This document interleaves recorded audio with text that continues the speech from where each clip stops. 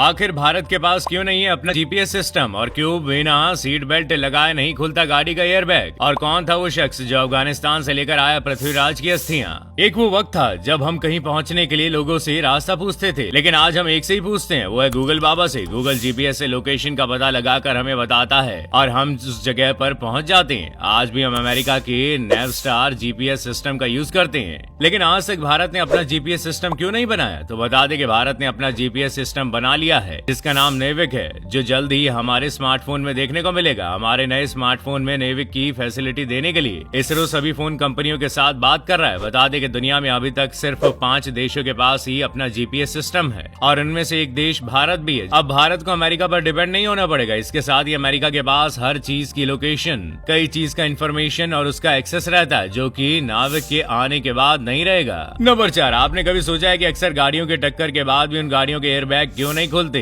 जिनमें ये एयरबैग लगा होता है? वजह है ड्राइवर का सीट बेल्ट ना लगाना। यानी कहने का मतलब ये है कि सीट बेल्ट लगाने के बाद ही एयरबैग खुलेंगे, क्योंकि जब ड्राइवर को झटका लगता है तो एयरबैग खुलेंगे, क्योंकि एयरबैग सेंसर कंट्रोल से जुड़े होते हैं। जब गाड़ी 60 से 80 किलोमीटर के घंटे की स्पीड से चलती है और किसी चीज से टकराती है तो ऐसे में ये एयरबैग खुल जाते हैं। टक्कर के बाद एयरबैग 200 किलोमीटर के घंटे की रफ्तार से खुल जाते हैं, लेकिन ये स्पीड सेंसिटिव नहीं है। लेकिन अगर आपने सीट बेल्ट नहीं पहनी है और गाड़ी टकरा गई तो आपकी गाड़ी में भले ही कितने भी एयरबैग हों, लेकिन वो आपकी जान नहीं बचा पाएगी, क्योंकि सीट बेल्ट ना पहनने से एयरबैग नहीं खुलते हैं। एयरबैग ट्रिगर सेंसर होते हैं, लेकिन वाहनों पर गार्ड या बुल बार से लगे होते हैं, तो सेंसर भी उतनी तेजी के साथ काम नहीं कर पाता, क्योंकि झटका सेंसर तक नहीं पहुंच पाता। नंबर 3, भारत के गौरव पृथ्वीराज चौहान, जिनके साहस और पराक्रम के किस्से भारत के बच्चे बच्चे को सुनाए जाते हैं, जिन्होंने मोहम्मद गौरी को 1 या 2 बार नहीं बल्कि 17 बार हराया था। लेकिन क्या आपको पता है कि अफगानिस्तान से पृथ्वीराज चौहान की अस्थियां कौन लेकर आया है? एक काम करा शेर सिंह राणा ने। राणा जब फूलन देवी की हत्या के केस में तिहाड़ जेल में बंद था,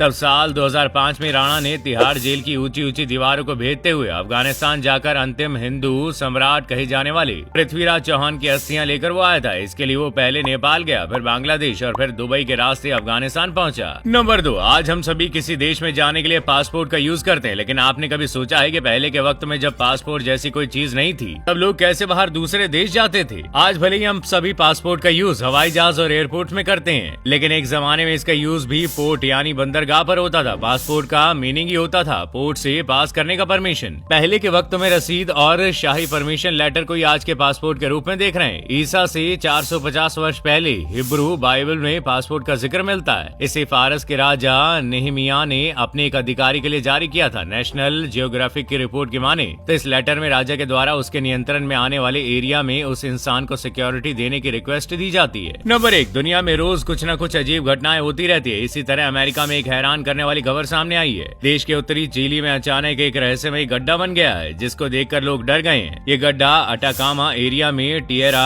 अमरीला के कम्यून में अचानक बन गया। सबसे हैरान करने वाली बात यह है कि ये गड्ढा लगातार बढ़ता जा रहा है। बता दें कि जिसकी गहराई 650 फीट है और चौड़ाई 82 फीट है। National service of geology and mining के डायरेक्टर डेविड का कहना है कि इलाके में एक्सपर्ट को चेकिंग के लिए भेजा गया है। साथ ही वो ये भी कह रहे हैं कि अभी तक नीचे कोई चीज नहीं मिली है, लेकिन बहुत ज्यादा पानी जरूर है।